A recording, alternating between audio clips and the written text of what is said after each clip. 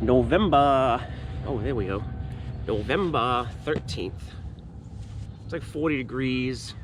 Honestly, it doesn't feel that bad outside right now, especially in the sun. I had a really important discovery yesterday. You know, I've been dealing with this thing in my back for a while.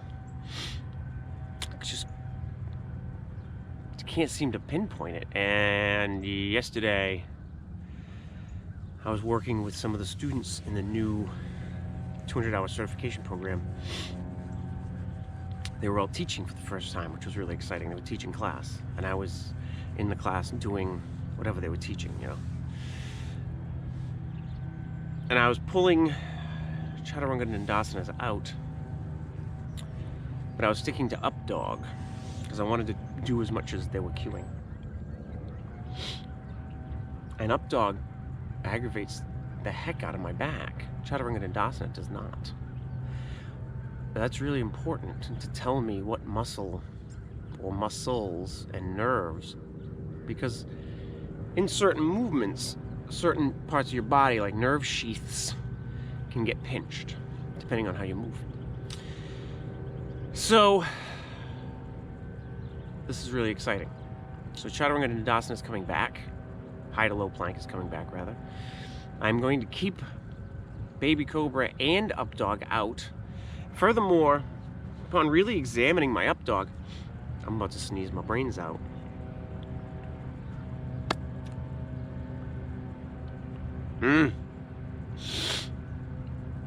When you get to the top of your up dog, it could be possible for you have 3 deltoids. You have 3 different parts of your deltoids. One goes this way, one goes this way, and one goes this way. And the one that's in the back can move your body this way, right? This whole front opening kind of a feeling when you get to the top of your up dog. And I find that very difficult to do. Like it's not like it's a restricted movement. There's no pinching, there's no pain, but activating those muscles when I'm in extension is very difficult. I'm thinking about it, and I'm thinking about it, and I'm thinking about it, and I'm sitting in my truck at one point, because my back is always aggravated when I'm in my truck, when I'm driving in any vehicle, particularly my truck.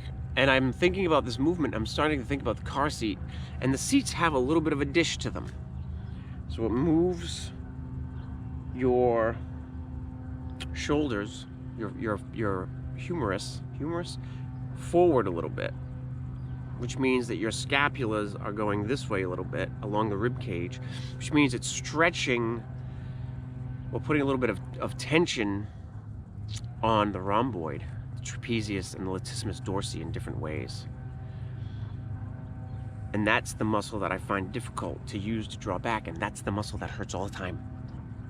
So I connected these dots. I think I'm gonna just tear the seats out of my truck and bolt lawn chairs in. I think that's the best short-term solution until I find a proper chair for my truck. So this is great. This is exciting stuff, and it's a great example of why we want to promote body awareness and reflection and intention when we teach. It's not enough to just say my back hurts. How does it hurt? Why and when? What are we doing? What muscles are involved? Like we can piece that whole thing together. Somebody might say, how come you haven't gone to see a professional yet? Well, I have, and it has not helped because I'm still doing yoga, and what I need to do is stop all yoga, but I also need to stop having my truck be the way it is, right? That's what fixed it the first time, is I just cut yoga right out, everything out, and it eventually stopped hurting. I'm a yoga teacher now, and cutting yoga out is not the best option, especially when there was a time in my life where I did yoga all the time and it didn't hurt. I'm not exactly sure the chain of events that have stacked in a way that it's so aggravating the muscles now, but I am certain that the shape of my seat in my vehicle is causing the problem, and that problem is then being aggravated by yoga or any kind of movement, biking, hiking, walking, sitting, sleeping, snoozing, doesn't matter.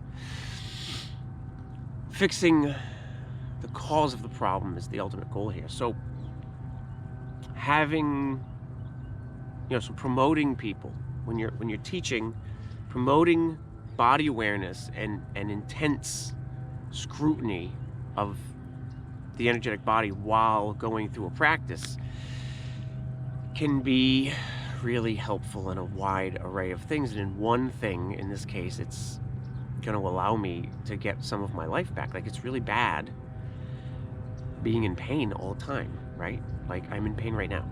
I'm in pain all the time. And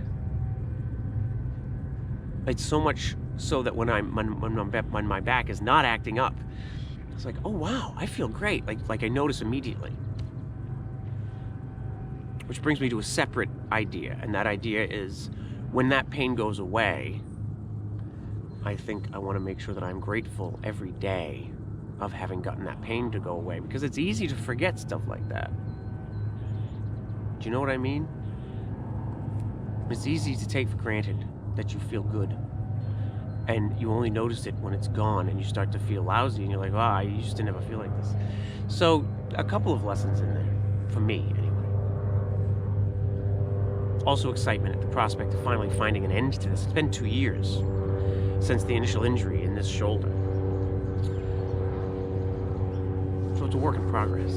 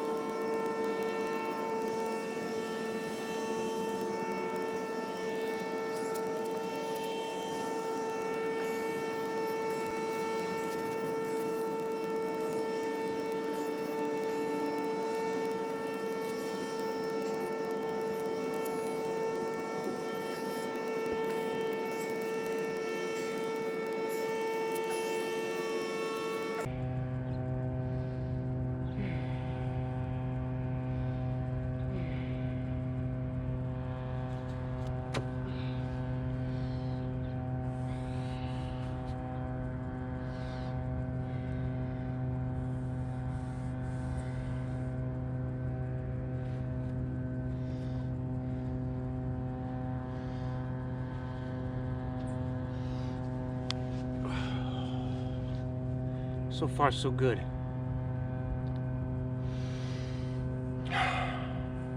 Thanks for joining me on my practice this morning.